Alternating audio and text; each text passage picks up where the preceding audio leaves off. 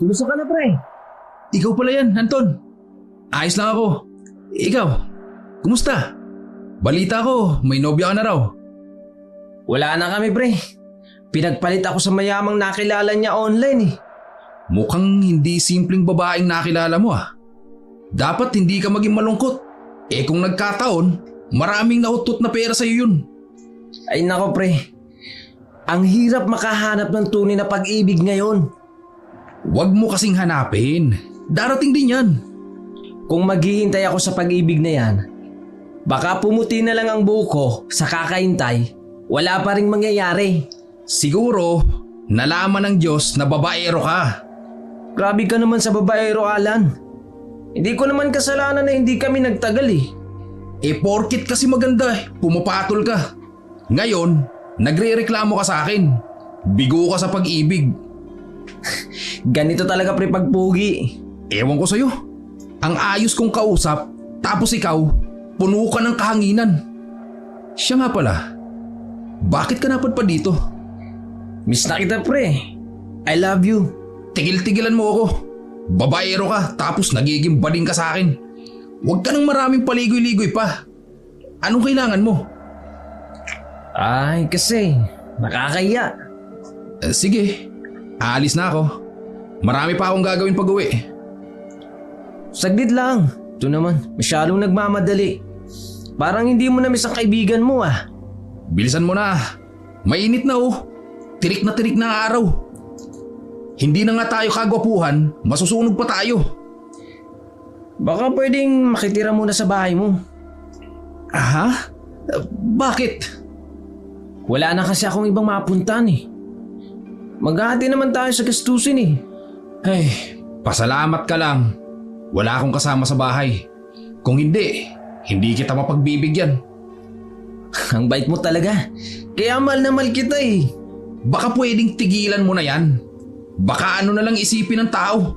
Pumatol ako sa bakla, tapos binahay ko pa. Tanging malakas na tawa na lamang ang nagawa ni Anton bilang sagot sa kaibigan. Pagkatapos noon ay naglakad na sila pauwi ng bahay. Hindi mayaman at hindi mahirap si Alan. Nag-iisa na lang kasi siya sa buhay. Tanging bahay at kalahating ektaryang palayan ang naiwan sa kanya ng kanyang yumaong mga magulang dahil sa sakit sa puso. Nang makarating sila sa bahay, laking gulat ni Anton na isang makalat na loob ang kanyang nadatnan. Hindi naman kasi halatang marumi ang loob dahil presentable naman ang labas ng bahay. Ang kalat naman ng bahay mo, Alan. Maglinis ka naman paminsan-minsan. Puro ka reklamo. Hayaan mo na yun dyan. Kahit sino magre-reklamo kapag ganito ang makikita. Kaya hindi ka nagkakanobya eh, makalat ka kasi. Dinamay mo pa yan. Dapat tanggap ka ng taong mahal mo kahit ano ka pa. Hindi naman pwedeng di ka magbabago. Alam nga naman na maging katulong mo sila. Basta pre, huwag ka nang mangialam. Doon pala ang kwarto mo. Malapit sa kusina. O sige pre, salamat. Bahala ka na dyan sa kalat mo ah. Hindi pa man tuluyang nakapasok si Anton ng silid na itinuro ni Alan. Agad na niyang narinig ang tunog ng paghiga nito. Napailing-iling na lamang siya sa kanyang nasaksihan. At sa muli na namang ikinagulat niya ang makalat na loob ng kwarto. Kamot batok na lamang siya habang nililinis ang buong kwarto. Ang daming mga nagkalat na labahin, mapahigaan man o upuan. Pati na rin ang paligid na nabalot na ng alikabok. Mukhang sa panahon pa ng gyera ang kwarto dahil sa sobrang kalat. Mahigit 1 oras din ang kanyang iginugol para malinis ang loob. At kaagad naman niyang sinunod ang labas. Bandang 4:00 na ng hapon nang matapos siya sa paglilinis, ay dito niya na naisipang gisingin ang kaibigan para makapaghanda ng hapunan. Kaagad siyang kumuha ng labahing panloob nito, sabay lapag sa mukha ng kanyang kaibigan. Tama nga ang naging hinala niya. Nagising si Alan. Bumungad sa kanyang galit at nakakunot na mukha nito. Ano ka ba naman, Anton? Nakikita mo bang natutulog ako, ha? Hindi, akala ko kalat ka eh. Anong oras na ba, pre? Tulog ka ba? Ang tamad-tamad mo. Sinusulit ko ng pahinga ko. Dahil sa mga susunod na araw, busy na naman. Ang dami mo talagang palusot. Mabuti pa, tulungan mo ako. Anong ulamin natin ngayon? Ikaw na ang bahala. May pera dyan. Nagmamadaling kukunin sana ni Anton ang pera nang bigla siyang pinigilan ng kaibigan. Saglit. Utang mo yun sa akin ha. Pagbalik mo, may tubo ng 10 piso na. Grabe ka talaga, pre. Kahit sa sarili mong kaibigan, wala ka talagang patawad, ano? Wag na. Sa'yo na yung pera mo. Gagabitin ko na lang yung sariling pera ko. Huwag kang kakain ng ulam, ha? Tanging tawa na lamang ang naging sagot ni Alan sa kanyang kaibigan. Lumabas na nga ito para bumili ng gagamitin sa pagluluto ng ulam. Ilang minuto lang ang nakalipas nang makauwi si Anton sa bahay. Hindi na siya nagpatumpik-tumpik pa at agad na inasikaso ang kanyang pinamili para makapagsimula ng magluto. Hindi pa man tapos ay nag-aabang na si Alan sa kanyang ginagawa. Nalingat lang saglit si Anton. Nakakuha na si Alan ng kanyang ulam. Kunot noon na lamang si Anton nang makita ang kaibigan na nauna pang kumain sa kanya. Aba, ang galing ah. Akala ko ba Piling ka naman. Wala lang talaga akong pagpipilian. Kunwari ka ba? Doon ka na sa mesa kumain. Sasabay na rin ako. Ayun! Naroon na nga sa pagkainan ang dalawang binata. Masaya silang nagkwekwentuhan habang kumakain. Parang mga aso't pusa na hindi nagkakasundo pero nananatiling malapit na magkaibigan. Nga pala, nabalitaan ko yung nangyaring kalbaryo dito. Buti na lang. Nakauwi ka na nun, pre. Buti nga pre. Saka ito lang pinagtataka ko ha. Bahay ko lang ang hindi inaatake ng aswang. Magpasalamat ka na lang, pre. Siguro busog sila sa mga kabarangay mo. Ewan. Iba talaga ang pakiramdam ko tungkol dyan. Baka may pangontra ng aswang sa loob ng bahay. Baka nga mahilig ang tatay maglagay ng panangga. Tingnan mo. Kahit wala ng tiyo iniingatan ka pa rin. Maiba tayo ng usapan. Hanggang kailan ka rito? Bakit? Paalisin mo na ako? Hindi naman. Kung matatagalan ka rito, tutulungan mo na lang ako sa palayan. Mag-aanehan na. Hindi ko kaya mag-isa yun. Yun lang pala Walang problema. Matagal-tagal rin ako dito. Baka dito na ako tumira. Walang problema yun. Kung magkakasundo naman tayong dalawa Nagligpit na ang dalawang lalaki ng kanilang pinagkainan. Hindi pa man sumisikat ang araw ay nasa labas na ang dalawa para simulan ang kanya-kanyang araw. Pagsapit naman ng 7:00 ng umaga, bago bumalik sa loob ng bahay, kinausap muna ni Alan ang ilang tao para mag-aani sa kanilang palayan. Kinabukasan naman ay maagang pumunta sina Alan at Anton sa palayan dahil maaga nilang sisimulan ang pag-aani dahil baka raw maabutan sila ng gabi. Inasikaso nila ang mga bagay na kakailanganin ng mga nag-aani, pati na rin ang pagkain at ipapakain nila mamayang tanghalian. Naging maganda naman ang daloy ng pag-aani. Bandang 7:00 ng gabi, natapos na ang pag-aani. Inihanda ng mga tao ang palay para agad na mailagay sa sasakyan. Nagpaiwan naman sina Alan at Anton. Nag-ikot-ikot sila sa paligid. Wala namang naging problema, lalo pat may pinagkakatiwalaang tao si Alan para mamahala ng lahat. Ano pre? Hindi pa ba tayo uuwi? Anong oras na Tsaka tingnan mo nga ang paligid. Madilim na. Sus, ano bang kinakatakot mo? May dala naman tayong gasera. Anong silbi niyan kung hindi tayo bibigyan ng ilaw? Ewan ko sa'yo. Ano ba kasing meron? Basta. Ilang minuto ding nanahimik si Anton at inantay na lamang ang pagsasalita ng kanyang kaibigan. Laking gulat na lamang niya nang bigla siyang tapik-tapikin ng kanyang kaibigan. Dahilan para muntik na siyang mahulog sa palayan. Ano ka ba naman pre? Ihuhulog mo pa ako dyan sa palayan Pwede ka naman magsabi kung ano yun eh. Tingnan mo kasi. Nakita mo ba? Nakita ang ano? Nakita ang alin? Ay, ewan ko sa'yo. Linawan mo kasi ang mga mata mo. May sexy at magandang babae dun oh. Mabuti pa, umuwi na tayo pre. May masama akong pakiramdam diyan sa babaeng kinahuhumalingan mo. Eh baka engkanto yan oh. Kung anong nilalang yan. Wala yan. Kahit anong subok ni Anton para tingnan kung meron nga bang magandang babae sa hindi kalayuan. Bigo naman ito. Wala talaga siyang makita kung hindi ang madilim na paligid. Sigurado ka ba pre? Wala talaga akong mahanap na babae na kagaya ng sinabi mo. Tsaka tingnan mo yung paligid. Madilim. May nakikita ka pa ba? Hindi nga ako nagsisinungaling sa'yo, Anton. Meron dun oh. Hahawakan na sana ni Anton ang kaibigan para hilahin papalayo ng lugar na yon. Dahil mukhang nahihibang na naman ito. Ngunit huli na.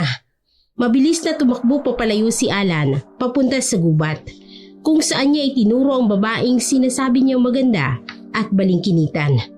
Mabilis itong tumakbo na kahit anong tawag ni Anton ay hindi na siya pinapansin. Hingal na hingal pa si Anton, pero hindi alintana ni Alan ang pagod. Hindi niya rin pinansin ang madilim na paligid, basta't may hinahanap siya na kung ano. Umuwi na tayo Alan. Masyado kang hayok sa laman eh. Paano pag nasawi tayo dito? Sa tingin mo, may maghahanap sa atin? Ni pamilya ay wala tayo nun. Hindi mo kasi ako naiintindihan, Anton eh. Basta, kailangan kong mahanap ang magandang babae na nakita ko kanina. Diyos ko sa'yo Alan. Parang ngayon ka lang nakakita ng magandang babae ha. Marami dun sa barangay. Baka gusto mo, samahan pa kita. Ano? Patuloy sa pagsasalita si Anton habang si Alan ay parang bingi. Hindi niya pinapansin ang mga payo ng kaibigan. Bagkus, nagpatuloy ito paloob sa gubat at ang mga oras na yon ay nakaramdam si Anton ng panganib. Iba talaga ang pakiramdam niya sa lugar. Hanggang sa makita nilang isang maliit na kubo sa hindi kalayuan. May nakasindi ng ilaw mula rito. Kaya dali-daling pumaroon ang dalawang lalaki. Hindi nagdalawang isip si Alan na kumatok sa may pintuan. Habang si Anton, patuloy pa rin siyang pinapaalalahanan. Bumungad nga sa kanilang harapan ang isang magandang dilag. Katulad dito ng mga sinasabi ni Alan kani-kanina lang. Halos mawala ang dalawa sa kanilang katinuan nang makita ang magandang figura ng babae. Isang ngiti naman ang pinakawalan ng babae. Nag-aya itong pumasok sa loob ng bahay. Kinuha ni Anton ang tsansang ito para kausapin muna ang kaibigan kung sigurado ba siya sa kanyang pasya. Sigurado ka na ba sa desisyon mong yan Alan? Gumising ka kaya? Bulag ka ba? Hindi mo ba nakikita? Isang magandang babae na ang nasa harap natin oh. Tatanggi ka pa ba? Ay, ewan ko sa'yo. Pero hindi natin kilala yun. Tsaka sino namang dalaga ang titira sa pusod ng gubat? Bahala ka, Anton. Kung ayaw mong sumama sa akin, hindi kita pipilitin. Basta ako, huwag mo akong idamay. Naku pre, gumising ka na. Hindi naman magawang iwan ni Anton ang kanyang kaibigan. Isa lang ang kanyang sisisihin kapag may nangyaring hindi maganda sa kanyang kaibigan. Walang iba kung hindi ang kanyang sarili. Kaya kahit labag sa kanyang kalooban, sasamahan niya na lamang ang kaibigan sa bahay ng dalagita. Bukas na niya kakausapin ng maayos ang kaibigan. Magandang gabi, miss. Baka pwedeng makituloy sa loob ng maliit mong kubo. Madilim na kasi, hindi na namin alam kung saan daan pa uwi. Pangako, bukas na bukas din uuwi kami sa aming pinanggalingan. Sige, pumasok kayo. Walang problema. Hindi na nagsalita pa si Anton at ang kanyang kaibigan na si Alan na lamang ang nagpakilala sa kanya. Maganda naman ang loob ng bahay. Bago sila humiga ay nag-usap-usap muna sila. Ano nga pala? Anong pangalan mo? Tawagin mo na lang akong Jenna. Ang ganda naman ng pangalan mo. Salamat. Siya nga pala. Bakit napagpasyahan mong dito tumira sa pusod ng gubat? Hindi ba delikado rito? Akala lang ng mga tao delikado rito. Pero hindi naman talaga. Tsaka maganda ang pamumuhay kahit payak. Tao? Anong ibig mong sabihin? Ano ka ba naman, Anton? Pagpasensyahan mo na siya, Jenna. Hindi naman sana yan ganyan. Ayos lang. Mukhang ako ang mali ang pagsagot. Hayaan mo na si Anton. Kaya siya iniiwan ng nobya niya, dahil dyan. Ayos lang. Matulog na kaya tayo? Tumabi ka na lang sa akin. Hindi pwede. Tabi na lang kami. Ay, huwag ka na makisali. Wala nang nagawa pa si Anton kung hindi ang makinig sa kanyang kaibigan. Naglatag ng 2 banig ang babae. Ang isa ay para kay Anton at ang isa ay para kay Alan. Dali-daling humiga ang dalawa habang si Alan nananatiling nakaupo sa kanyang higaan. Agad na pumikit ang mga mata ng kanyang kaibigan na lubos na ipinagtataka ni Alan. Kahit kailan kasi ay nahihirapang matulog si Alan. Umabot pa ng kalahating minuto bago ito tuluyang makatulog. Ganon din ang nangyari kay Jenna na lubos na ipinagtataka ni Anton. Pero dahil wala siyang magawa sa dalawa, ay nahiga na lang din siya. At sinubukang umidlip na. Kahit ano pang posisyon ang gawin ni Anton, ay hindi pa rin siya nakakatulog. May napupuna pa siyang kakaibang amoy. Amoy malansa. Hindi naman niya matukoy kung saan ang gagaling ang amoy. Pinilit na lamang niyang makatulog sa kabila ng amoy na yun. Bandang 12:00 ng gabi nang maalimpungatan si Anton. Hindi niya alam kung dahil ba sa init o sa matinding pagkauhaw ang kanyang nararamdaman. At sa pagmulat ng kanyang mga mata, ang unang-unang bumungad sa kanya ay isang nakatatakot na nilalang. Nakita niya kung paano mag-ibang anyo ang nakatatakot na babae bilang isang halimaw. Dahan-dahan itong ipinakita ang kanyang pagkaaswang. Humaba ang kanyang dila, pero nananatili ang magandang figura ng kanyang katawan, na mas lalong nakakapagpadagdag ng takot ni Anton. Kita niya pa mismo kung paano ilapat ng aswang ang kanyang dila sa liig ng kanyang kaibigang si Anton, na mas lalong nakapagpapatayo ng kanyang balahibo. Sa pag-aakalang patay na ang kanyang kaibigan dahil sa pagsipsip ng dugo ng aswang, hindi na nga si Anton na gumalaw at gumawa ng kahit anong bagay na makapagpapagawa ng ingay. Nanatili lang siyang nakahiga habang pinagpapawisan ng sobra. Hindi naman ito binigyan pansin ng aswang. Nakafocus ang kanyang sarili sa pagsipsip ng sariwang dugo ni Alan na noon ay mahimbing ang pagkakatulog. Nang malingat saglit ang aswang, ay kinuha ni Anton ang tsansang ito para atakihin ang aswang. Sa kanyang pagbangon ay agad nitong hinawakan ng liig, sabay tawag sa pangalan ng kanyang kaibigan. Hindi naman ang laban ng babae. Sa dahang pagmulat ng mata ni Alan, ang siya namang pagpapalit ng aswang ng kanyang anyong tao. Agad na iwinaksi ni Alan ang kamay ng kanyang kaibigan para tulungan si Jenna. Nababaliw ko na ba, Anton? Bakit mo naman gagawin yun kay Jenna? Ano? Hindi mo ba nakita? Isang halimaw si Jenna. Maniwala ka sa akin. O sa hindi. Kita ko nga. Mabuti naman kung ganun. Oo nga, nakita ko kung papaano mo sakalin si Jenna. Alam mo namang hindi siya makakalaban sa'yo. Alam mo namang malaki kang tao. Bakit mo pala ginawa yun, ha? Magsabi ka nga sa akin ng totoo, Anton. Hindi ka naman ganyan eh. Itanong mo sa babae. Hindi ba, Jenna? Aswang ka? Anong pinagsasasabi mo, Anton? Ikaw na nga itong nanakit sa akin. Ikaw pa ang may ganang mamintang. Sana hindi ko na lang kayo pinapasok sa loob ng bahay. Ganyan lang din pala ang isusukli mo sa akin. Pasensya ka na talaga, Jenna. Kakausapin ko na lang siya kapag hindi na mainit ang ulo niya. Hindi naman umimik si Jenna. Halatang hindi niya nagustuhan ang sagot ng binata.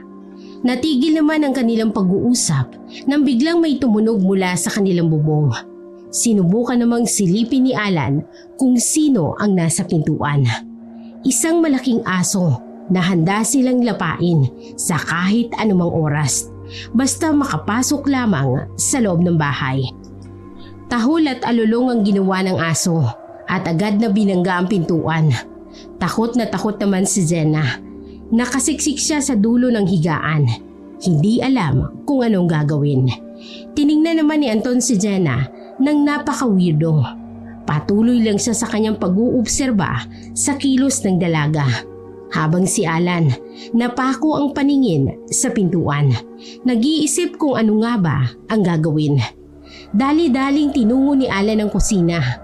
Pagkatapos noon ay agad naman siyang bumalik. Handa na kung pipilitin ng aswang na pumasok sa loob ng bahay. At ilang kalabog pa mula sa labas ng pintuan ay tuluyan ng nasira ang pintuan ng kubo. Bumungad sa harap ni Alan ang nakatatakot at galit na figura ng isang aswang na nag-anyong aso. Sa isang pagkurap lang ng mata ni Alan ay agad na siyang natalunan ng aso. Agad siya namang iniwasan ang pagtalon nito, dahilan para mapunta ito sa kinaroroonan ng dalaga. Mabuti na lang at mabilis na nakatakbo si Jenna, kaya hindi na siya inatake ng aswang. Naibaling naman ang galit ng aswang kay Alan. Galit na galit ito habang sinusubukang kagatin ang kanyang paahan. Pinagtatataga naman ni Alan ang aswang, pero patuloy pa rin ito sa paglapit sa kanyang paahan. Mabuti na lang at may ekstrang itak ang babae. Dali-dali yung kinuha ni Anton at agad niyang sinaklolohan ang kaibigan. Pinagtatataga niyang aswang, pero agad naman itong nakailag. Muntik na niyang mataga ang paa ng kaibigan. Naghanap ng tamang tiyempo ang dalawa para sabay nilang atakihin ang aswang. At nang malingat ang aswang, agad na sinaksak ni Alan ang aswang sa kanyang puso.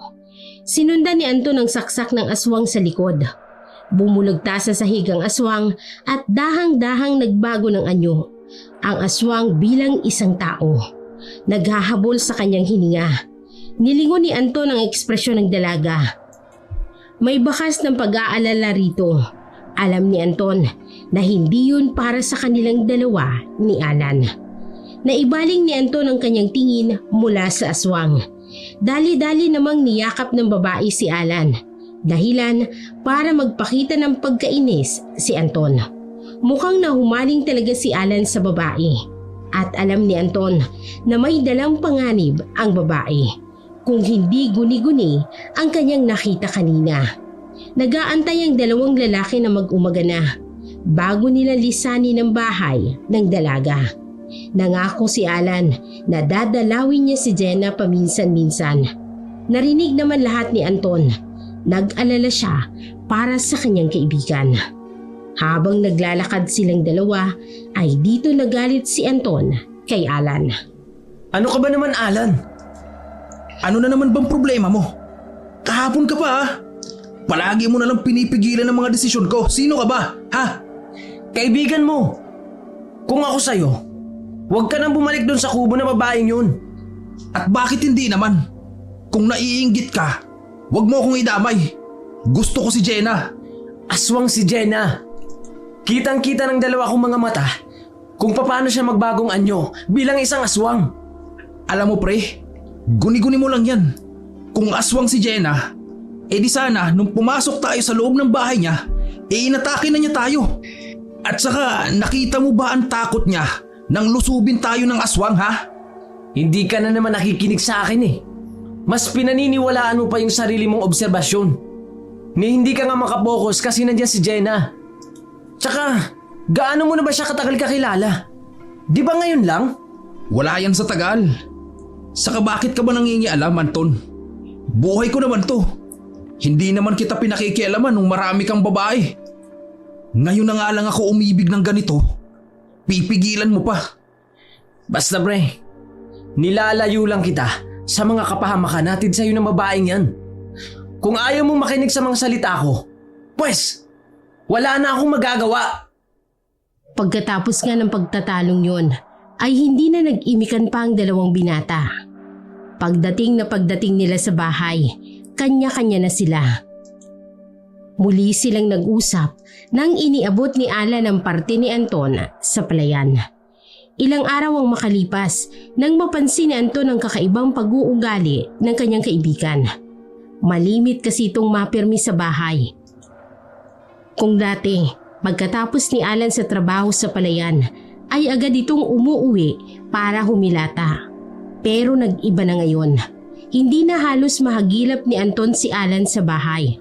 Nagtatanong-tanong na rin si Anton sa kanilang mga kaibigan at iisa lang ang sagot nila.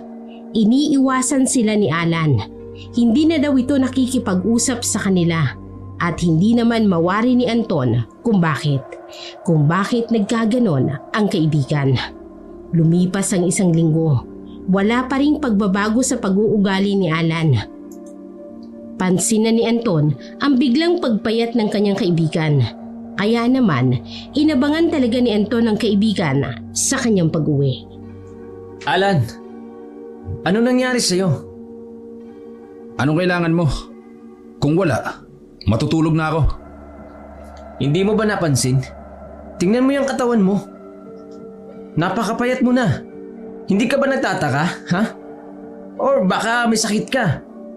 Ayaw mo lang sabihin sa akin. Hindi na umimik si Alan kay Anton. Saglit niyang tinitigan ng kaibigan bago tuluyang pumasok sa loob ng kanyang kwarto. Dito na napagpasyahan ni Anton na sundan ng kaibigan kung saan ba talaga ito nagpupunta. Bandang 3:00 pa lang ng umaga ay gising na si Anton.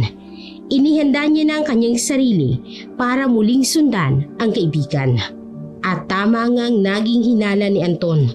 Bandang 4:00 nang lumabas ng bahay ang kanyang kaibigan. Hindi pa man nakakalayo si Alan ay agad nang sumunod si Anton. Wala namang bago sa rutina ng kanyang kaibigan. Nagpunta ito sa kanyang palayan. Ilang oras din ang kanyang itinagal doon. Kaya hindi na malaya ni Anton na tuluyan na nga siyang nakaidlip. At sa muling pagmulat ng mata ni Anton ay wala na si Alan. Dahil hindi niya na nahanap ang kaibigan, napagpasyahan niya na lamang na umuwi na lang muna. Mula nang sumapit ang gabi ay hindi niya na nakikita ang kanyang kaibigan. Kaya lubos na ang pag-aalala ni Anton. Kaya naman muli na naman niyang kinumpronta ang kaibigan. Saan ka na naman nagpupunta, Alan? Wala ka nang pakialam dun. Kaibigan lang kita. Hindi kita magulang. Mabuti nga may pakialam pa ko sa'yo. Hindi mo na inaalagaan ang sarili mo. Walang imik si Alan sa kanya. Muli na naman itong nagtago sa kanyang kwarto. Kaya naman, kinutuban si Anton kung saan nagpunta ang kanyang kaibigan. Mas maagang pagpunta ni Anton sa kubo ni Jenna para makahanap ng magandang pwesto. Mabuti na lamang talaga at may siwang ang kanilang sahig. Nagtago doon si Alan para makita niya mismo ang nangyayari sa itaas. Hindi nga kaduda-duda ang pagpunta ng kaibigan niya sa babae. Sinalubong naman ni Jenna si Alan na noon ay nakangiti habang papalapit sa kanya. May dala-dala pa itong mga prutas at iba't ibang pagkain. Rinig na rinig ni Anton ang pag-uusap nila ni Jenna. Bakit natagalan kaya Alan? Hindi mo na ba ako mahal? Ha? Mangyayari ba yon? Ikaw lang naman ang babaeng minahal ko ng ganito. Talaga? Ako lang? Oo naman. Hindi naman ako magpapakahirap na magpunta dito kung hindi kita minahal. Sus! Maraming ang babae dun sa barangay nyo. Kaya baka may natitipuhan ka na dun. E di paano naman ako? Huwag ka na mag-isip ng ganyan. Nagpahinga lang saglit si Alan bago gumawa ng bagay kasama si Jenna na hindi naman dapat gawin ng mga taong hindi naman mag-asawa. Pikit mata na lamang si Anton sa kanyang mga nakikita. Buti na lang at hindi masyadong mahirap ang kanyang posisyon sa ilalim. Kung hindi, ay hindi siya makakatagal pa sa ilalim. Halos 1 oras din ang itinagal ni Anton sa ilalim. Sinigurado muna ni Jenna na nasa malalim na pagkakatulog si Alan bago ito nagdahan-dahang nagbago ng anyo bilang isang aswang na mandurugo. Inilapat ni Jenna ang kanyang mahabang dila sa liig ni Alan at dahan-dahang sinipsip ang dugo nito. Hindi na nakatiis pa si Anton at agad na lumabas sa kanyang pinagtataguan para kumprontahin si Jenna. Dahil kung magtatagal pa ang ginagawa ng babae, maaari itong ikamatay ni Alan. Dahil sa sobrang payat ng kanyang kaibigan na para bang hindi na ito kumakain. Isang malakas na kalabog ang narinig ni Jenna, kaya agad itong napalingon sa may pintuan. At kita niya si Anton. May hawak ng isang matulis na itak. Handa siyang sugurin anumang oras. Dali-dali namang napatakbo si Jenna palabas ng bintana. Hinayaan muna ni Anton ang kaibigan na agad na hinabol si Jenna sa pinakapusod ng kagubatan. Dahil madilim ang paligid, walang masyadong makita si Anton. Mas lalo ring lumakas ang kapangyarihan ni Jenna. Mabilis niyang inatake si Anton gamit ang kanyang mahabang dila. Buti na lang at mabilis na naiilaga ni Anton ang lahat ng atake ng babae sa kanya. Noong unay nagtagisan ang dalawa ng lakas hanggang sa tuluyan na ring napagod si Anton, habang si Jenna ay nananatili pa rin sa kanyang lakas. Kung hindi niya matatalo ang babae ngayong araw, malamang ay babalikan siya nito o mas malala pa, mamamatay siya ngayon din. Inipon ni Anton ang kanyang buong lakas at mabilis na inatake ang aswang.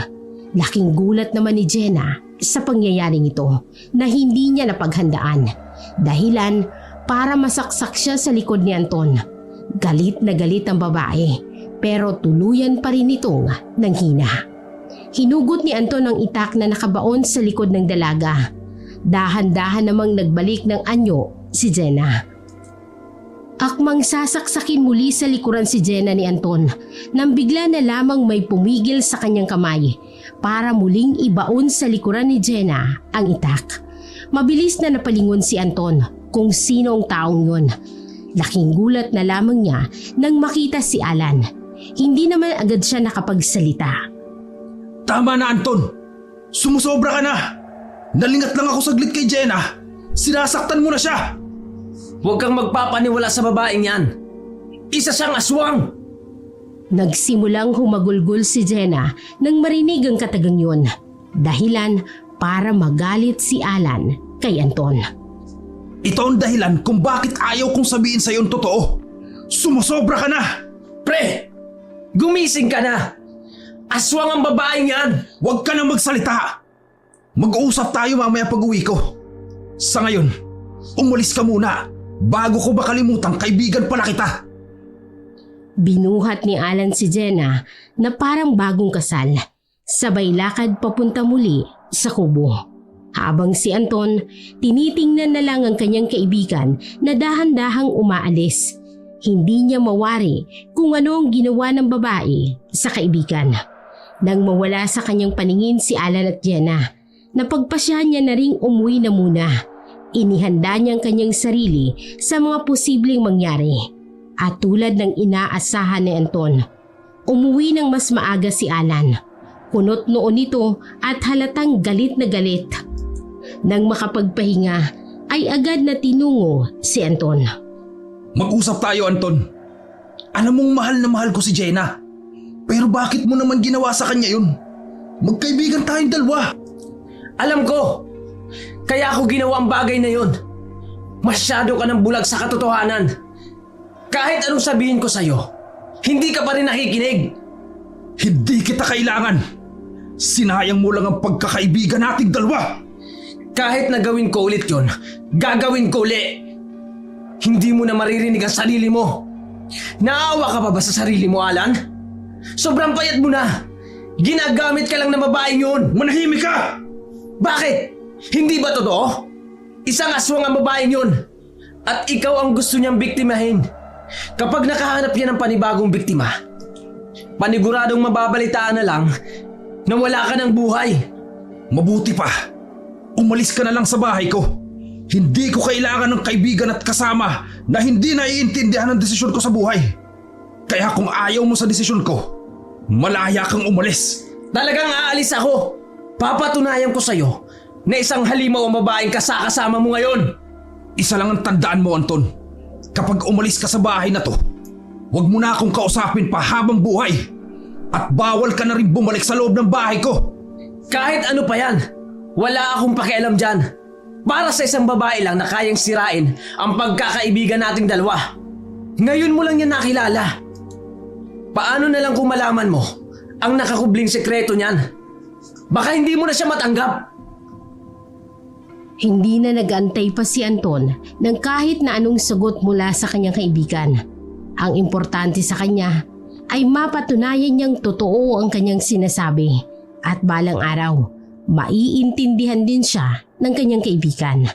Dahil sa ginawa ni Alan, nabuo ang desisyon ni Anton na lumipat muna sa ibang bahay para makapag-isip siya ng tama, lalong-lalo na ngayon.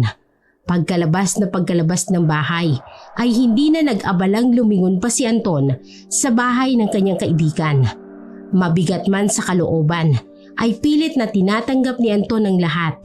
Kapag naman napatunayan niyang isang aswang talagang babae, panigurado siyang babalik din sa katinuan ang kanyang kaibigan. Nagpahinga muna si Anton sa isang hotel habang wala pa siyang mahanap na bahay. Tahimik naman si Anton. Ipinagpatuloy niya ang kanyang buhay kahit wala ang kanyang matalik na kaibigan. Maaga pa lang, wala na si Anton sa kanyang kwarto. Dali-dali siyang naghanap ng bahay na pwede niyang maupahan dahil kung magtatagal pa siya, ay paniguradong lalaki ang kanyang gastos. Nakahanap naman si Anton ng murang bahay na kanyang marerentahan. Yun nga lang, ay kalapit ito ng bahay ni Alan. Kailangan na naman niyang sikmurain ang kaibigan dahil wala nang mas murang bahay maliban dito. Sa mga unang linggo ni Anton sa bahay ay wala naman siyang napapansing kakaiba. Maliban na lang sa pagsara ng mga tao kahit may araw pa naman. Aniya naman ang iba nitong kasama na mas mainam na daw yun para makasigurado silang ligtas sila sa gabi. Mababawasan ang tsansa ng mga aswang na mapasok sila sa loob ng bahay. Tumango-tango na lamang si Anton bilang tugon sa lahat ng kanilang mga sagot. Naging tahimik naman ang buhay ni Anton hanggang sa makilala niya si Anli, isang mabait at masipag na dalaga. Wala itong inaasahan kung hindi ang sarili lang at ang lolo niya naman ay may sakit na. Dahil sa babaeng yon, nawala sa isip ni Anton ang kanyang kaibigang si Alan na noon ay nag-aalala rin para sa kaligtasan nito. Ngayon na kita nakita dito Bago ka lang ba? Hindi. Matagal na kami sa lugar na to. Hindi lang talaga ako lumalabas ng bahay. At sa ngayon na bumalik na ang tunay na anak, saan ba ako lulugar? Pinapaalis na nila ako sa bahay. Kaya wala na akong ibang aasahan kung hindi ang sarili ko na lang talaga. Huwag kang mag-alala. Malalagpasan mo rin ang crisis na yan. Manalig ka lang sa Diyos. At dumaan nga ang mga araw na nagkagaanan ng loob sina Anton at Anli. Sa hindi inaasahan naman na araw ay ang pagbisita ni Alan sa bahay ni Anton. Anton, kailangan mo akong tulungan. Hindi ko na kaya. Maawa ka sa akin. Alang-alang sa ating pagkakaibigan. Kalimutan mo na ang nangyari nung nakaraan. Ano bang maitutulong ko? Hinang-hina ng katawan ko, Anton. Hindi ko na alam kung magtatagal pa ba ako kapag patuloy na sinipsip ni Jenna ang dugo ko. Nakaramdam naman ng matinding awa si Anton para sa kanyang kaibigan. Kaya naman napagpasya nitong ipaghiganti ang kaibigan. Ang tanging hiling lamang ni Alan ay alagaan ang sarili. Huwag magpadala sa mga walang kwentang bagay.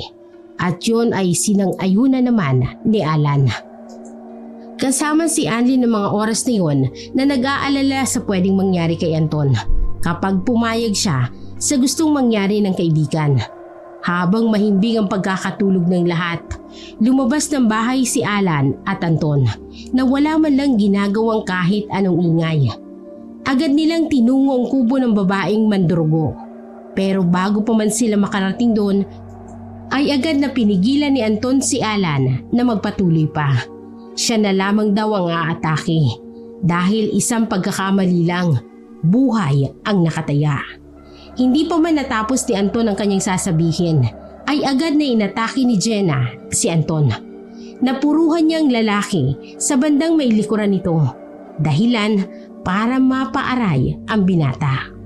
Pero hindi naman siya papayag na ganoon-ganoon na lamang ang kanyang buhay. Kaya dali-daling dinampot ni Anton ang kanyang itak at nagsimula na ring labanan ang aswang na mandurugo. Dahil alam na ni Anton ang mga galawan ng aswang na mandurugo, ay agad niyang naiiwasan ng mga pinapakawalang pag-atake nito. Hingal na hingal si Anton. Iniinda niya rin ang kanyang sugat sa likod, pero hindi pa rin siya sumuko at patuloy na inaatake ang aswang. At nang makahanap siya ng tamang tiyempo, ay agad niyang sinaksak ang aswang. Nakalayo naman ang aswang, pero hinabol din kaagad ni Anton ang aswang. Bago pa man niya madurog sa pagsaksak ang aswang, ay naibulong na nito sa hangin. Tandaan mo ang araw na ito, Anton! Kahit mawala ako, ipaghihiganti ako ng kaibigan ko!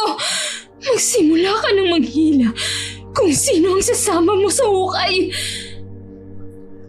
Pagkatapos nga ng katagang yun, ay tuluyan ang namatay ang aswang. Tuwang-tuwa naman ang dalawa. Halos lumuhod na nga sa pasasalamat si Alan. Tinulungan niya ang kaibigan sa paglalakad. At pagdating sa bahay ay naroroon at naghihintay na pala si Anlie para gamutin ang mga sugat ni Anton. Iniwan naman ni Alan ang dalawa sa silid. Kaya kahit na nasasaktan si Anton sa ginawang panggagamot sa kanya ni Ali, ay binabaliwala niya na lamang ito. Ang importante ay nasa tabi niya ang babae. Anong ginagawa mo rito sa labas ng ganitong oras, Anlie? Mainit ah. Naghahanap kasi ako ng apartment, yung pwedeng rentahan. Kahit maliit lang, ayos na. Pinalayas na kasi ako sa inuupahan ko. Mukhang nasuulan na ni Kuya. Dito ka na lang sa katabing bahay ko. Pinapaupahan to ng may-ari kasi pupunta na siya ng Maynila. Baka mahal naman ang renta. Wala akong ganoong pera. Mura lang. 2,000 kada buwan. Ganun ba? Sige, kukunin ko na. Kailan naman kaya ako pwedeng makalipat? Baka pwede ngayon na sana. Pwede naman. Sa akin naman, inihabilin yung bahay eh. Sumunod na lang din si Anlie. Binuksan ni Anton ang pinto ng kabilang bahay. Maayos naman ito at kulang nga lang sa konting linis. Pagpasensyahan mo na ah. Medyo makalat eh. Tsaka kung may kailangan ka, tawagin mo na lang ako. Nasa kabilang bahay lang naman ako eh. Sige, salamat. Iniabot naman ng dalagang bayad sa upa niya sa 1 buwang deposito at 1 buwang advance. Sa makalipas na mga araw, maayos naman ang pamumuhay niya. Tahimik. Yun nga lang ay hindi siya makalapit sa kanyang ama-amahan. Dahil nakabantay si Dolores, ayaw naman ni Anlie ng panibagong gulo. Nagtitinda na rin si Anlie ng mga pangmeryenda at sa katanim na gulay para may pangtustos siya sa kanyang pang-araw-araw. Mabenta naman ang turon, pritong saging at palamig sa lugar nila. Tag-init na kasi ng mga panahong yun. Tuwing kabilugan talaga ng buwan ay nakasanayan na ni Anlie na magsara ng maaga. Dala na rin siguro sa nakuha niya sa bahay ng kanyang ama. Nagising naman sa mahimbing na pagkakatulog ang dalaga. Bandang 11:00 ng gabi nang mapansin niyang parang may naglalakad sa kanyang bubungan. Agad itong bumangon at nagtanga ng itak at isang maliit na punyal na inilagay sa kanyang tagiliran. Mas lalo siyang nabahala nang makita niyang tulad ng una. Kinakalikot ng aswang ang kubot at lock ng kanyang pintuan gamit lang ang mahahabang buhok nito. Pero sa pagkakataong ito ay hindi na hinayaan ng dalaga ang ganong pangyayari. Dali-dali niyang tinaga ang buhok ng aswang, ngunit konting hibla lang ang nagsitanggalan. Matigas kasi ang buhok nito, kaya hindi basta-basta napuputol. Tuluyan namang nakapasok ang aswang at nasira nito ang pintuan gamit lamang ang kanyang matatalas na buhok. Dali-dali nitong sinakal si Ali. Kaya nagpupumiglas naman ang babae sa ginawa niyang ito. Pero parang bingi lang ang aswang at hindi man lang pinapansin ang kanyang mga daing.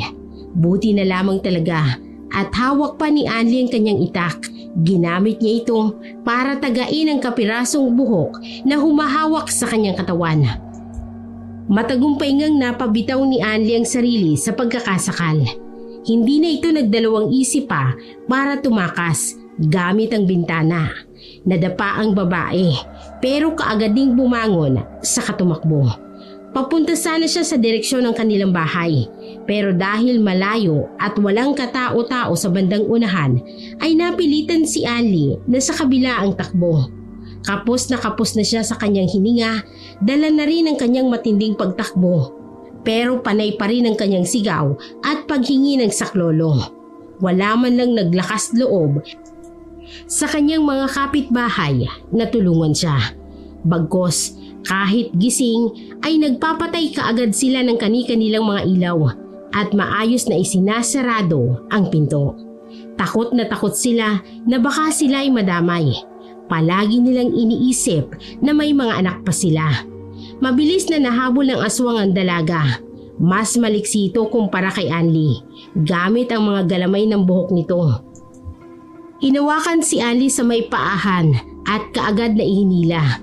Nagpupumiglas naman si Ali at pilit na kumakawala. Pero wala pa rin itong nagagawa.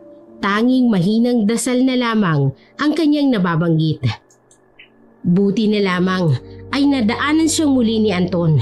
Hindi nagdalawang isip ang binata at inatake kaagad ang aswang. Mabilis na napabangon si Ali at tumakbo malapit sa likuran ni Anton. Agad-agad siyang tinulungan ni Anton at sa palagay niya ay hindi rin ito kakayanin ang lakas ng aswang. Kaya naman, kapag umaatake si Anton sa kaliwa, ay siya ring pag-atake ng dalaga sa kanan. Pero sadyang magaling at malakas talagang aswang. Hindi man lang ito napuruhan. Pero naalala naman ni Ali ang nangyari noong nakaraang sinugod nila ang aswang. Sinubukan niyang puruhan ang tagiliran. Panay ang iwas ng aswang. At ganoon na lamang din ang ginagawa ni Anton. Nakapadagdag ito ng galit sa aswang, dahilan para tumilapon ng dalawa sa magkabilang direksyon. Unang inatake ng aswang si Ali dahil di hamak na mas mahina ito kumpara kay Anton. Pinagkakakalmot niya ang likuran ng babae na para bang isa itong dingding. Punong-puno ng sugat ang likuran ng dalaga. Habang si Anton, sinubukan niyang tumayo at nang makakuha siya ng lakas ay paika-ika itong tumakbo para sugurin muli ang aswang. Pero agad namang humarang sa kanya ang mga buhok ng babae. Pilit na namang iniiwasan ng mga ito para lang mapuntahan si Ali na noon ay hinahihirapan na rin sa kanyang paghinga. Sinubukan na rin ni Anton na humingi ng tulong sa kanilang mga kapitbahay gamit ang pagsigaw-sigaw. Pero walang nangyayari. Sinigawan na ni Anton si Ali na umalis na at iligtas ang sarili. Pero sadyang matigas ang ulo nito, kaya hindi pa rin ito iniwan si Anton. Isang malakas na putok na lamang ang narinig nilang lahat. Bahagyang natigilan ng makita ang figura ng isang lalaking may hawak-hawak na baril. Minura niya pa ang aswang bago muling nagpaputok sa kanilang direksyon. Sa pagkakataong ito, natakot siguro ang babaeng kubot kaya't dali-dali itong tumakbo papalayo at naiwan namang nakahiga sa lupa sina Anton at Ali. Tinulungan naman sila ng lalaki at sinabing sa susunod ay mag-iingat. Inalalaya naman sila ng bawat isa at pasimpleng ginamot ni Anton ang mga sugat ni Ali sa likod. dahil hindi niya naman ito abot. Si Anli naman ay ginamot ang likuran ni Anton. Parehas na nakatulog ang dalawa habang si Anli ay nasa kama, habang si Anton ay nakatulog sa may upuang kawayan. Tanghali na nang magising ang dalawa dahil sa sikat ng araw. Kahit nahihirapan sa pagbangon, ay pinilit pa rin ni Anli na gumalaw dahil magtitinda pa siya ngayong araw. Hindi siya pwedeng pumalya ng isang araw at baka hindi siya makabayad ng upa. Hindi naman niya ginalaw si Anton na mahimbing na natutulog. Hinayaan niya lamang ito at hindi talaga maiwasang magising ang lalaki, lalo pat mabangong niluluto ni Anli na merienda. Kahit hindi pa nabebentahan, ay natikman niya na kaagad ito. Huy, tama na yan Anton. Paninda ko pa yan. Mukhang uubusin mo yata ah. Huwag kang mag-alala. Babayaran ko naman yan. Aba, siguraduhin mo lang ah. Wala nang libre ngayon. Natawa na lamang ang lalaki at nagpaalam na kahit lilipat lang naman ito ng bahay. At hindi naman kalayuan kay Anli kung tutuusin, ay parang magkadikit lang ito. Habang tirik na nga ang araw, marami nang nakapilang bibili kay Anli ng merienda at palamig. Sarap na sarap at binabalikan ito ng mga customer niya. Bigla namang lumapit sa pwesto si Dolores. Ay wow! Dito ka nagtitinda? Ang tigas talaga no? Pinalayas ka na nga sa bahay, abay nandito ka naman sa malapit. Ano bang problema mo Dolores? Nananahimik ako dito sa pwesto ko, tapos pupunta ka lang para guluhin ako? Ay bakit? Ayaw mo bang marinig ng mga tao? Konting hiya naman para sa sarili. Naghahanap buhay ako dito ng marangal.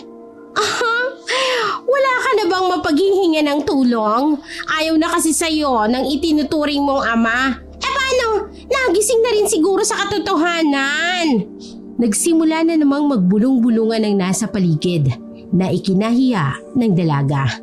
Sumusobra ka na Dolores. Hindi kita papatulan dahil nobya ka ng kuya ko. Pero sana, huwag mo naman akong gambalain rito. Magpapang-abot sana ang dalawa nang may isang trabahador na lamang ang lumapit at nagsisigaw at sinabing patay na raw si Tatay Joselito. Wala namang mapaglagyan ng lungkot ng dalaga. Pilitin niya mang lumuha ay wala na ring mailalabas. Dahan-dahan na kasi niyang natanggap yon dahil matanda na rin ang kanyang Tatay Joselito. Kasalanan mo itong babae ka! Puro kamalasan lang ang hatid mo! Hindi naman pinansin ni Anli ang mga salita niya at agad na tinalikuran. Pinasuyo niya muna ang mga paninda sa kaibigan niya at nagtatatakbo itong pumunta sa bahay. Nakita na lamang ni Anli na binubuhat papalayo ng imbalsamador ang katawan ng kanyang tatay. Sinubukan niya namang pumasok sa loob ng bahay pero agad naman itong hinarang ni Joel at sumunod kaagad si Dolores. Maawa naman kayo kuya, kahit ngayon lang. Gusto ko lang samahan si tatay sa huling hantungan niya. Ay, gusto mo pa palang sumama? Oy, bakit hindi ka magpakamatay? Hindi ikaw ang kausap ko, Dolores. Magkaroon ka naman ng konting respeto. Kamamatay lang ni tatay. Ay, tingnan mo nga. Ikaw pang may ganang magalit-galitan. Ikaw nga itong nakikiusap. Mabuti nga yan, diyan ka sa labas. Tiningnan naman ni Anli ang kanyang kuya kung sakaling may sarili itong sagot. Pero hindi man lang ito umimik. Matyagang nagantay si Anli sa labas ng bahay. Kahit saglit na silip lang ay makita man lang ang kanyang ama. Napatayo naman siya sa kanyang kinauupuan nang makita niyang papasok ang isang abogado. Inaya pa siya nito sa pag-akyat sa loob at si Anli naman ay tuwang-tuwa. Nandito pala ito para mapag-usapan ang huling hiling ng kanyang yumaong ama. At sa pagkakataong ito, hindi maitago ni Joel ang sobrang kagalakan.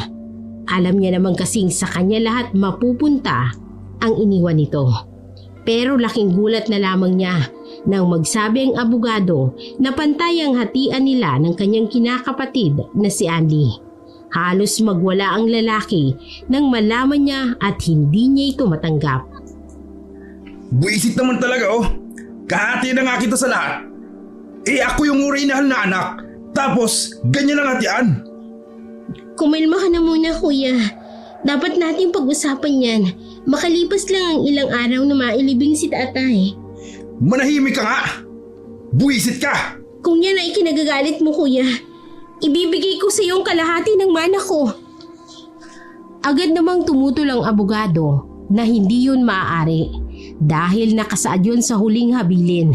At ang isang kondisyon pa ng ama nito ay kailangang patirahin si Anli hanggat hindi pa natatapos ang libing.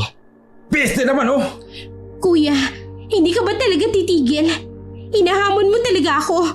Baka hindi mo makuha ang mana mo. Agad namang kumalma si Joel. Agad din namang nilapitan ni Dolores ang kanyang nobyo at kaagad na sinamaan ng tingin si Anli. Umalis naman ang abogado at sakto ring pagdating ng lugon ng kanilang ama. Agad na isinet up ang puneraryang lahat. Uupo na lamang ang pamilya doon. Naging maayos naman ang pakikitungo ng Kuya Joel niya sa kanya. Pero alam naman ito na sa kaloob-looban nito ay peke naman ang lahat. Pero para sa ama ay hinayaan niya na lamang. Gabi at madilim ang paligid. Napagpasya ni Anli na maglakad-lakad muna para makapag-isip. Agad namang sinundan ni Anton sa paglalakad. Medyo malayo-layo na rin sila sa bahay. Hindi na nga nila ito tanaw. Narating nila ang lugar kung saan palaging nagpapahinga ang kanyang ama noong nabubuhay pa. Ginunita niya ang mga alaala ng nakaraan. Nagulat at bigla na lamang napahiyaw si Anli nang bumagsak sa kanyang harapan ang babaeng kubot. Dahan-dahan itong napaatras at dali-dali silang napatakbo. Pero hinarang muli sila ng isa pang babaeng kubot. Nanlilisik ang mga mata nito at iisa-isa nilang pinagalaw ang sarili nilang mga buhok na dahilan ng takot ni Anli. Ang kalaban namin ni Anli ay babaeng kubot na paulit-ulit na ginagambala ang kanyang buhay. Habang si Anton naman ay hinahabol din siya ng babaeng kubot na ngayon lamang niya nakita. Magkaibang direksyon ng dalawa. Si Anli napunta sa maraming hayupan habang si Anton naman ay napunta sa kakahuyan. Hinahabol si Anli, sabay atake. Nahahati na naman ang atensyon ni Anli sa daan at sa likod. Dahil sa isang pagkakamali lang niya ay pwede siyang mahuli ng aswang.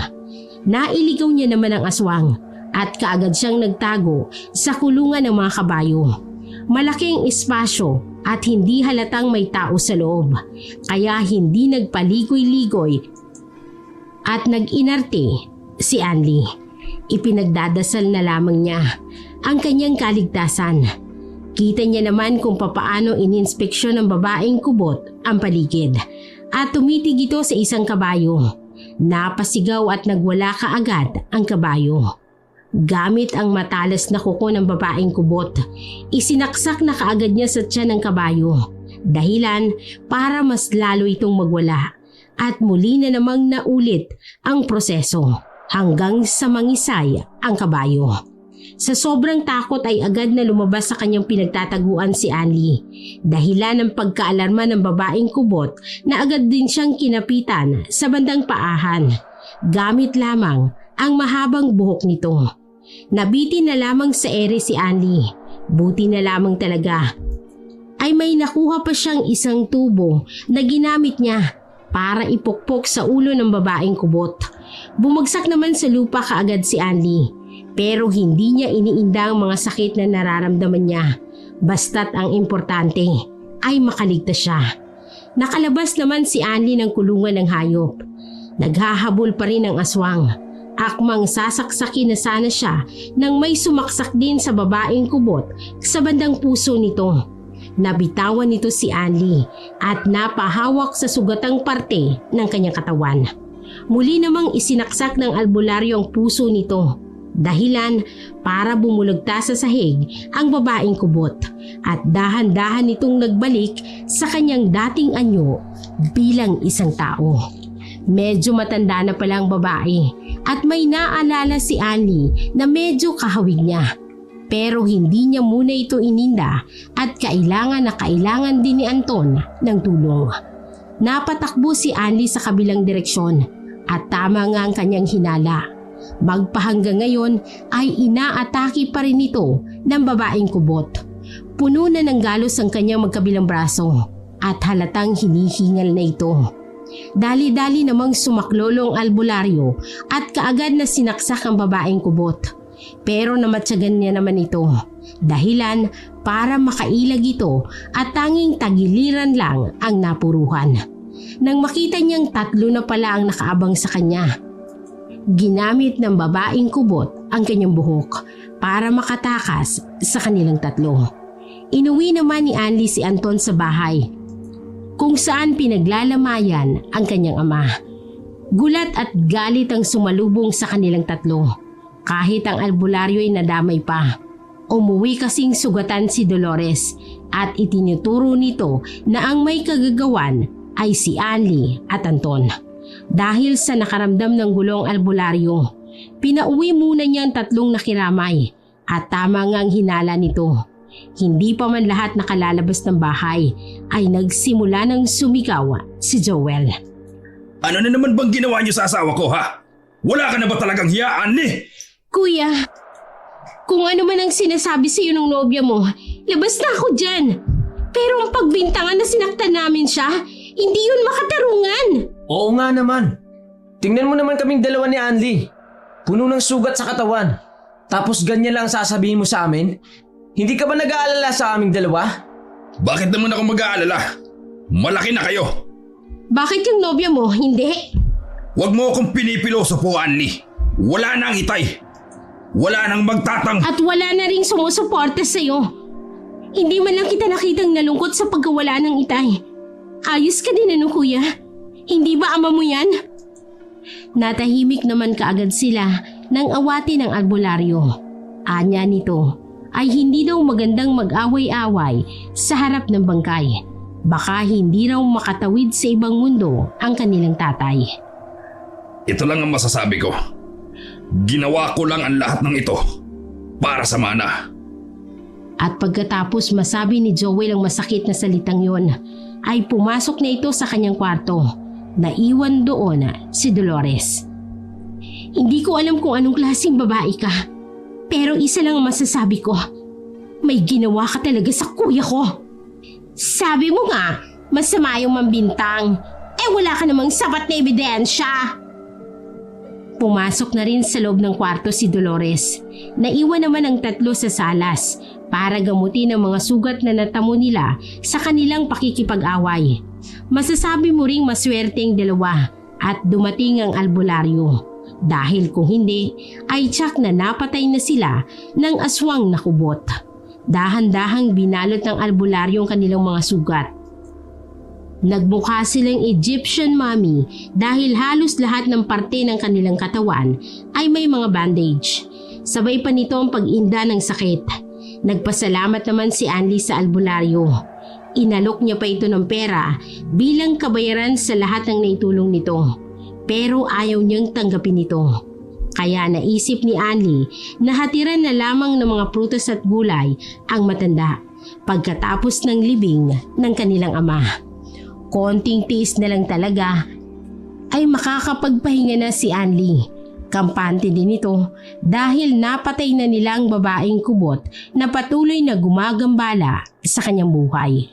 Mabilis ngang lumipas ang araw at huling gabi na ng lamay, kaya naman maraming taong nakikiramay para masamahan si Tatay Joselito sa kanyang huling hantungan. Marami naman ang naawa sa kanilang kalagayan, pero parang walang pakialam ang magkasintahan. Ni pag-aasikaso sa mga bisita ay hindi nila magawa. Mabilis na ding lumipas ang araw. Hindi nila namalayan na ihahatid na pala nila ito sa kanyang huling hantungan. Sa huling pagkakataon, masaya naman din si Anli dahil alam niyang nasa mabuting lagay na ang kanyang ama. Habang sa kabilang banda ay inip na inip ang magkasintahan at gusto nilang mailibing ang ama. para agad na maasikaso ang kanilang makukuhang pera. At pagka-uwi ng bahay, bagsak ang katawan ni Anli, pati na rin si Anton, na hindi niya iniwan sa lahat ng laban sa buhay. Paano ba yan, kapatid? Hanggang ngayon gabi ka na lang. Bukas na bukas din ay mag-impake na kayo. Tapos na ang kontrata. Alam ko yung kuya. Sa totoo lang, gusto ko rin magpasalamat sa iyo dahil hinayaan mo kong makasamang Itay sa huling antungan niya. Kung gusto mo talaga magpasalamat, aba, ibigay mo na sa akin ang kalahati ng minana mo sa Itay. Dapat maging masaya ka na sa kung anong nakuha mo, hindi ba? Kung tutusin, sobra-sobra na nga yan. Bahala ka dyan kuya, pero hindi ko ibibigay ito sa iyo. Aalagaan ko ang lahat ng pinamana sa akin. Ito na lang ang natitirang alaala na meron ako sa kanya. Ang dami mong sinabi. Bakit hindi mo kunin tong bahay? Kapalit ng kalahati ng namana mo. Ano kuya? Naririnig mo ba ngayon ang sarili mo? Nagmumukha ka ng pera niyan. Hindi ka man lang marunong makontento. Dapat nga magpasalamat ka kasi binigyan pa tayo ni tatay. Anong pasalamat? Ikaw, magpasalamat oo. Pero ako yung anak. Kaya mas malaki ang parte ko sa kayamanan niya. Kahit ano pang gawin mo sa akin kuya, wala na tayong magagawa. Patay na si Itay. Pagpahingayin na natin siya sa langit. Alam naman nating pareho na may magagawa ka pa. Pero ayaw mong gawin. Bakit hindi mo na lang kasi aminin na mukha ka rin pera? Aba kuya, hindi ko hinangad yan. Si Itay mismo ang kusang nagbigay. Saka masaya na akong namatay siya sa katandaan. Ang tigas pa rin talaga ng mukha mo ha. Tingnan natin kung hanggang saan ka ba talaga. Linisin mo na itong bahay at gagala kami ng nobya ko. Dapat malinis na pag-uwi namin. Hindi pa man makasagot si Ali para pumayag ay kaagad na siyang tinalikuran ng kanyang kapatid at agad na nagtungo sa kwarto. At nagpalit ng pamporma niyang damit. Aalis pala sila kasama ang kanyang nobya ay hindi na nito pinansin si Anli at nag-focus na lamang para maging maayos ang kanilang bahay. Bago siya umalis ay tinulungan siya ni Anton. Bandang 8:00 na ng gabi, natapos na sa paglilinis sina Anli at Anton. Dumating naman ang kanyang kuya na lasing at pag-ewang-gewang kung maglakad. Hindi pa man ito tuluyang nakapapasok ay agad na itong sumuka. Ay naku naman, kalilinis ko pa nga lang may kalat na naman. Hayaan mo na, Anli. Ang mahalaga, nakauwi na ng ligtas ang kuya mo. Tama ka rin. Siya nga pala, asan palang nobya niyan? Bakit hinayaan lang siyang umuwi ng mag-isa? Ganyan talaga yan, Anton. Nasanay na ako eh. Mukhang pera lang naman yun. Pera lang ang habol sa kanya ng nobya niya. Huwag na nga tayong mag-usisa. Hayaan na lang natin sila. Asikasuhin mo na lang ang kuya mo. At ako nang bahala sa mga sukang nagkalat. Nakapagsara naman sila ng pinto. Naglalaban na lamang ng pamuna si Anton, yung ginamit niyang pamuna sa sahig, nang makita niya ang isang figura. Nanlilisik ang mga mata. Kaya naman, dahan-dahan niyang inabot ang itak na nasa ilalim din ng lababo. Handa na siya para sa magiging pag-atake sa kanya ng aswang. At ilang minuto nga ang makalipas nang lumapit sa kanyang babae at iginalaw nitong kanyang buhok para maatake si Anton kahit na nasa loob pa siya ng bahay. Ito lagi ang kanilang pinagtataka dahil alam na alam ng aswang ang mga gagawin kahit pasalak ng pinto. Maliban na lang kung nakatira siya sa bahay. Pero imposible naman na mangyari yun. Napatakbo kaagad sa sala si Anton nang makita niya ang buhok ng babae na pumapasok na sa isang maliit na butas. Sinubukang hatakin ang kanyang paa, kaya dali-dali itong pumunta kay Anli na kasalukuyang inaasikaso ang kanyang kuya sa kanyang kwarto. Sinilip niya naman sa labas dahil sa malakas na kalabog na nanggagaling sa pinto. Kita niya kung papaano kalikuti ng buhok ng babae ang lock ng pinto na animoy alam na alam nito. Dali-dali niyang tinungo ang lugar kung saan naroroon si Anli at ipinaalam ang nangyari. Parang bumalik lang ang nangyari kay Anli nang sila ang matira sa loob ng bahay noon ng kanyang ama. Nilakasan niya ang kanyang loob at kaagad na hinanap sa ilalim ng higaan ang mga pananggang matagal na nilang inihanda kung sakasakaling atakihin sila ng babaeng kubot. At ngayong gabi sila magtutuos kung sino nga bang mapalad na mabubuhay. Tapang-tapangan naman si Anli. Hindi niya talaga ipinapakita na natatakot na rin siya. At sa muling pagsilip nila sa pinto ay bukas na ang pintuan at ginagamit na ng babaeng kubot ang kanyang buhok para buksan din ang pintuan nila kung saan sila naroroon. Bigla namang binuksan ni Anli ang pintuan at agad na itinutok sa babaeng kubot na balot na lamang siya ng galit at puot at hindi na siya natatakot. Kahit aswang pa ang kanyang kaharap. Palipat-lipat ng posisyon ang pag-atake ni Anli, dahilan para hindi malaman ng aswang kung saan siya aatake. Hahanap na lamang siya ng magandang pwesto para masugatan niya ang aswang. At dumating na nga ang oras na yon. Kaya agad na kinuha ni Anli ang tsansang ito at isang malaking sugat ang natamo ng aswang sa kanyang kanang kamay na halos maputol na ito. Galit na galit sa kanyang aswang. Naging desperado na ito para mapatay si Anli. Pero iniilag-ilagan na lamang ito ng dalaga hanggang sa mapadikit na siya sa dingding at wala na siyang gagalawan pa.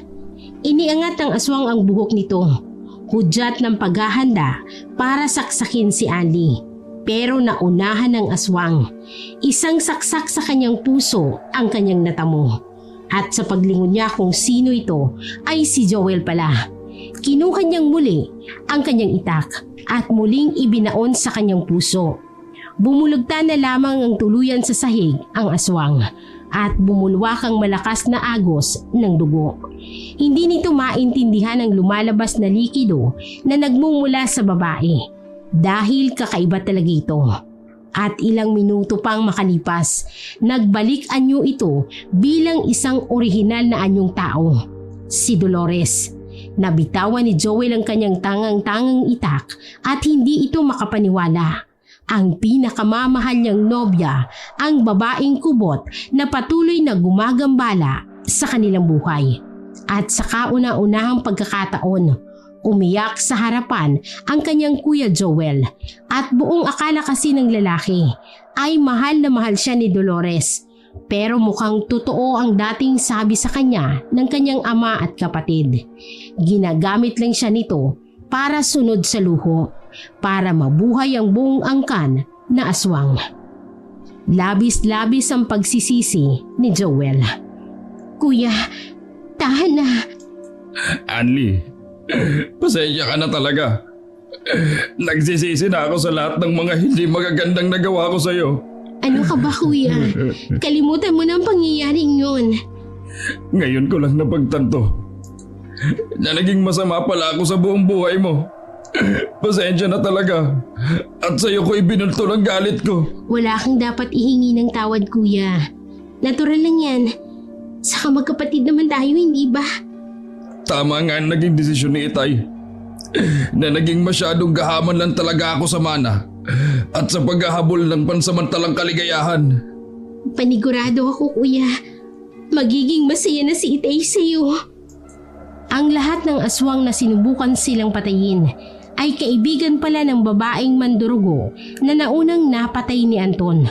Kaya naghihiganti ito kay Anli na siyang mahal na mahal ni Anton. Buti na lang at naging maayos ang daloy ng lahat. At simula ng araw na yon ay nagsama na ang dalawang magkapatid sa loob ng bahay.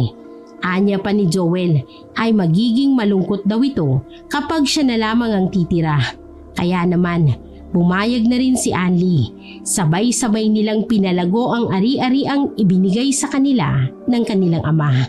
At sa pagkakataong ito ay wala nang inggitang nagaganap.